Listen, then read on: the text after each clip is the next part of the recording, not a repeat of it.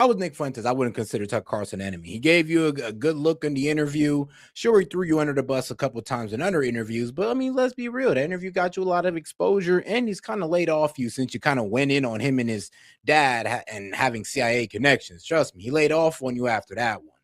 So you got to give it to Nick Fuentes. And let's be real, Tucker Carlson is giving way harsher interviews to like what? Mike Huckabee and Ted Cruz. Someone who like Dave Rubin will be talking shit about me. And then I'm like, well, now I got to talk shit back about you because that's the way this game works. It's like, you're saying this publicly. It does feel sometimes when you're in that position where you're like, hey, you're kind of like weaponizing an audience against me now. And my only tool in my toolkit is to do the same thing and try to send them after you. I guess I would say that maybe this is where I think you were being a little bit unfair, but tell me what you think. I saw that you were upset that he referred to you as an anti-Semite after the interview, but I've also seen you refer to yourself as an anti-Semite. And so I guess sometimes there's like a little bit of a thing where, you know, even like whenever I say Dan Bilzerian, I go, look, this Jew hate thing is like blah, blah, blah. And then they'll go, what are you supposed to mean Jew hate thing? I'm like, well, what's the term? Like I thought that's what you said it was. Does that make sense to you? So I think I would say this. Tucker is I'm a different generation than you. And you can tell that influences the way we see the world. Like what generation you're born in really does, you know, have it. And there's things that are like blind spots for me that you can see. And there's things that maybe are blind spots for you that I can see because we just kind of have different perspectives. Tucker's a generation older than me. By definition, we're kind of playing different games. And I think that like, for someone like Tucker, when he's getting in this mountain of, you know, like shit for having you on, when he says that, at least the way I took it, he was going like, look, I just want to delineate like what I believe in compared to like, does that make sense? It's like, if you kind of already, now look, the thing that makes it tricky with you, and I think I've come to understand you better over the years, is that, look, there's a lot of sarcasm in what you do. There's a lot of humor in what you do. There's a lot of like, even when I saw you clarify the statement of why you said, I love Stalin. And once you clarify it, you're like, there's not even anything controversial about what you're saying. But you did say it in the most provocative, controversial way, right? Like, so you said, right. And you kind of like to do that. I don't think there's anything wrong with that, but you like to do that. You kind of get a kick out of being like, I'm going to provoke. And part of the business we're in here is that we're doing shows. We're entertaining people. So that's also part of it. But when you have made all the jokes and you have referred to yourself and you have said things like, what happened to this movement? I thought it was about hating Jews and hating women. That's what I signed up for. Now I get that that's funny and but I think once you have said a lot of things like that, it's a little bit harder to then get offended if someone characterizes you as hating Jews and hating women. Well, it's not that I got offended. Okay, sorry, whatever word, to be annoyed, let's say. Well, I think he's a liar. I think he's a liar and a two-face because that's just not, and what's more, I think he knows exactly what he's doing because he would go around, he said other stuff too. Like he comes out and he goes, well, I had him on because he was attacking my dad and my wife and my kids. And it's like, no, I didn't attack your dad and your wife and your kids. I just said, you called me a fed. Like, let's get that clear. He went on Candace Owens or had Candace Owens on his show and said, I think Nick is like David Duke. He's a CIA agent. He's a fed. And all I said was, oh, really? I'm the fed? Your dad ran Voice of America for the CIA. He was a Reagan appointee. So that turns into, you attacked my family, and that's why. And it's like, so that's a fucking lie. And then he goes into, it wasn't just like, well, he's an anti-Semite and I'm not. It turns into, it was this intervention / I was going to expose him by letting him talk. It was this like little trick where I'm going to let him talk and say all this controversial stuff, and then he's going to look like an asshole. And then he goes and says, I'm irrelevant. You know, then last week. Did he say that? Yes. In the New York Times. Why are we talking about Nick Fuentes? Yeah, but he's irrelevant. Then he said it again. I don't think he meant that you're irrelevant as in you don't have. I mean, look, I don't think anyone would say you're irrelevant at this point. I mean, I guess I think he meant he was like irrelevant to the conversation because I looked at it too. I think Nick's being a bit sensitive on that one. I'm like, nah, come on now. If you listen to it honestly, he did say, yeah, no, wait, Nick Fuentes, he's irrelevant right now. It's like, yeah, he's irrelevant to the conversation. But for some reason, you know, people kept bringing Nick Fuentes up when it came to Tucker Carlson multiple times. Every time Tucker Carlson sat down for an interview, they've asked him about Nick Fuentes. So in a sense, quote. we're Like, all, they we're cool, all like, they're irrelevant. the best I of think he buds. was, maybe I'm wrong, but I did listen to that interview and I had a different takeaway. I think he was making the point that like, this is a giant distraction now, which is a fair point, that like, guys, it is ridiculous that there is so much talk over like, Tucker had Nick Fuentes on. I mean, it was just like especially when like there's a war going on right now and you're talking about like whether you talk to the wrong people. I get your point. I can't listen. I don't know. Maybe I would feel the same way if I were in your shoes. Well, and I just want to say, I think he knows what he's doing. People like to think it's like we're two people. We're not two people. We're two political actors. He's a political actor with his own agenda. And I think everybody recognizes he's an operator. He plays dumb on his show. He's smarter than people give him credit for. He talks to the leaders in the Gulf countries and UAE and Saudi and Qatar. And he's an operator. And I think, let's be honest, I think he brought me on the show to do something, to neutralize me, either to hurt my reputation or to bring me on side to whatever him and Vance are doing or something like that. It didn't go the way he thought. And now I think he's sort of resumed where he has been for years with me, for 4 years, which is he thinks that I'm preoccupied with race, religion, too anti-Semitic, whatever. And so now he wants to be dismissive towards me. So I think it's like, it's a little more strategic than maybe you think. Perhaps. I mean, I've spent time with Tucker and had long conversations with him. I think he's a genuine guy. I really do. All right, let's get past the conversation on Tucker and let's get to this whole CHUD the Builder conversation. I want to know what they think about that.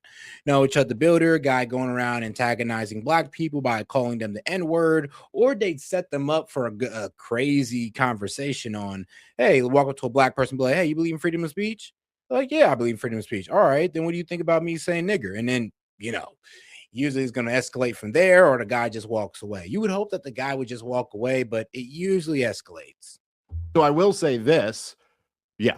Fuck JD Vance. Like there's no, well, I'm just saying, like, that's it, dude. You can't be listen, it was already a long shot that JD Vance would ever be capable of doing this, to be honest. I just like, as we were talking about before, on a pure charisma level, yes, JD Vance just doesn't really have it. And don't get me wrong, he's smart in a way that Donald Trump isn't smart, like, and he's good at, like, in a more substantive way, dealing with like a hostile CNN, host or something like that, where he can actually kind of make points, right? Donald Trump would just have slogans and dismiss them and win with bravado, but he can actually get in and argue. But he's just not a charismatic figure. That's just, which is kind of a prerequisite for leadership, it just kind of is what it is. But being attached to this administration, I think that's all over. I think that it is possible here that you and Tucker are kind of talking past each other. And I think that there's, again, keeping ages in mind, there is something where, look, obviously, like I am, I guess, to some degree, an economic populist, but with a very different economic program than, say, a left-leaning populist would have.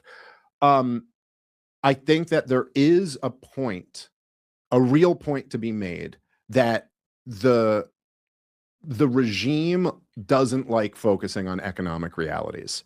And that really is at the heart of a lot of what the problem is in America. Now, those economic realities are a reality because of other problems, so it's complicated. But, like the fact that the average first-time home buyer is 40 is death to a nation. Like, that's, if you have that, then me and you talking about social conservatism is just a fucking exercise in futility. It doesn't matter, dude. If 25-year-old guys can't afford to get a house, like, you have to be you in order to afford to get a fucking house at 25. Maybe not at 25, but now you could, whatever. I don't know when you were allowed to make money again. But I'm just saying, like, so I do think that, like, I understand the perspective of thinking that, like, look, these kind of, like, racialist issues and culture war issues and all of these things, they do distract from the fact that the entire economy is rigged on behalf of the powerful and is absolutely just devastating young people. And I do think I think you speak to a lot of that. I think it's part of the reason why in this time a voice like yours is so popular and powerful, is because, like, yeah, like, a lot of the people you're talking to, and I think you're talking to older people as well at this point, but a lot of the people you're talking to are the ones who are dealing with this economic reality. And so I get his point from his perspective, perhaps thinking that, like, yeah, talking about, like, race and stuff like this is a distraction. I also think that there's a desire that I also share. This might be part of my generation too, but there's a desire that I have. And of course, I'm Jewish, so it's hard to ever be the one. Now, I'm not going to be the one who will ever convince people of this. So I accept that. But there's a desire to be like, hey, dude, you can really oppose Israel. You can really oppose all these wars. You can really oppose all this shit without getting into some ugly shit where it's just like directed at people. Right. And I understand that that's not what you're saying. Like, you're not saying like this. In fact, I've heard you, without being asked, just say on your show that I'm not saying it's all Jews. And I'm not saying there's anything like, and you shouldn't be, I don't know, you shouldn't be shitty to any person because of an immutable characteristic. And you've made very clear that everyone should be protected under the law and things like that. But there is an energy to your movement that I think it just, you know, like you talk about low IQ anti-Semitism. That's not unique to you or your audience. All of us have our low IQ portion of our audience. There are low IQ libertarians, believe me. I've met them. I've called a lot of them out. There's low IQ Democrats. Most of them are low IQ Democrat, low IQ Republicans, all of this. But there is something about, and I'm not blaming you for this, but there's something about the low IQ anti-Semitism that's a bit more dangerous than the low IQ libertarianism. You know what I'm saying? Yeah. Like, it's not just going to be someone making goofy arguments about whatever. It's, you get into this thing where it does seem like the energy is being built and it is against a group of people rather than like a group of powerful people. Does that make sense? Well, I mean, I would say that we fight me and the Groypers are very much not low IQ anti-Semites. I think that's true, but by and large, yeah, I think that's because true, and even with this schism in the past couple weeks, I mean, I don't know that any of my supporters went with Dan Bilzerian and Jake Shields. Like, you know, for example, Dan said on Sneeko Stream, we're going to exterminate Israel. That's something I would never say. Yeah, and that's something that my followers, I don't think, would ever say. And if they believe in that, then they could go and support him. But I will say that it is a clash of civilizations. I do believe that on a fundamental level, it isn't just about a power disparity, like this kind of Marxian lens. It really is about identity. And, you know, for example, you got guys like Shabbos Kestenbaum. He's not powerful. He's that kid that's suing Harvard, that Jewish kid who spoke at the RNC. It's like, there's a lot of these guys that, I know who you're talking about. Right, yeah. Yeah. And I would say even further, like, as long as there's that element in the coalition, there's always going to be this expectation that we're paying lip service to that. There's always this expectation. To me, it's kind of like an all or nothing proposition. Is it America first or is it not?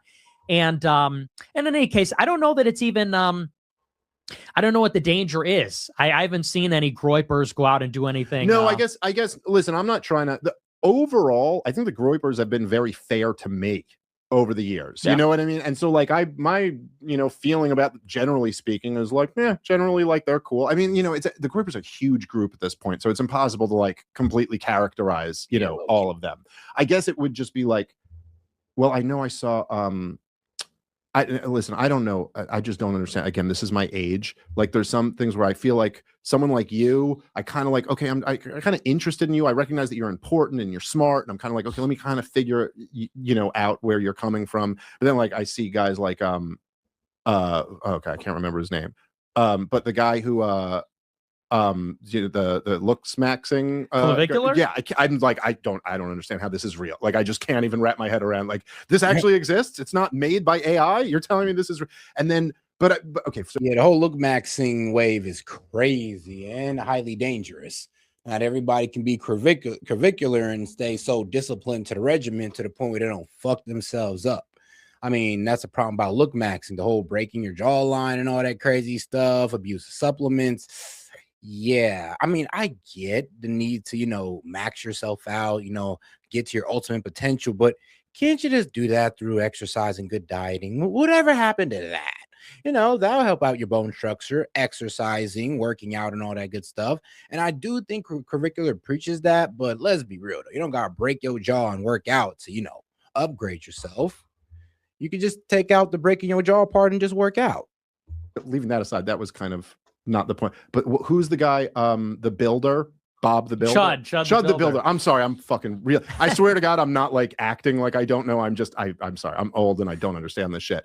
But that was one, and I did see your take on this, which I very much appreciated. This was one of the things that I really gave you a lot of praise after Charlie Kirk died, and you really had this very serious message on your show where you were like, hey dude, like if any of you out there are thinking that like, oh, I'll go do something violent, I totally reject you, I denounce you, like I don't. It was really important to have like a guy who's a radical, politically speaking, like being like, hey guys, like no, we're not going down this path. And I did appreciate that you also kind of called this out. I think these are things, listen, I give you credit for this because I think it's an integrity move. I think sometimes it goes against your incentives. Like it'd be easier for you to just not have to deal with that and go, yeah, fuck you. It's free speech, bro. Right. If you want to go call black people the N-word to their face, that's your God-given right or something.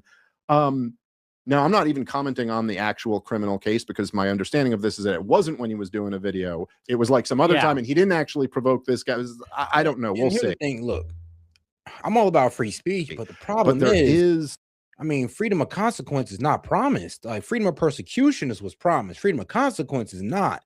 So if you're going to go out there and play Russian roulette with black people or any race of people and just calling them derogatory terms, I cannot feel bad about what comes to you, to be honest with you, because you're playing Russian roulette with people.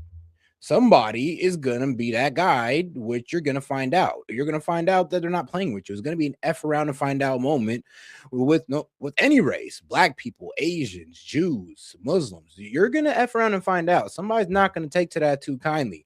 Most will, but not many. Well, and let's be real. Do you really want to find out that one person that's going to knock your jaw out over it? I don't know. There's something worrying. Forget making about you or the Groypers. Something worrying about like society more broadly when you're kind of like, guys, what are we doing here? Like you're going at, first of all, like even whatever opinion you have of black people, like how about just an opinion on like manners and decency and like why are you creating a situation here? I could, in fact, me and Mike, our producer, we were talking about this earlier. I actually can make like a advanced libertarian theory argument for why I think the black dude has a right to punch him for saying the N-word. And I don't mean that, I don't mean to be a dick. Like I believe in the non-aggression principle as a libertarian, but like I genuinely, if I walk up to a man with his wife on the street and I walk up to the two of them and I go, hey sir, your wife's a whore, I believe that I have consented to a fist fight with that guy.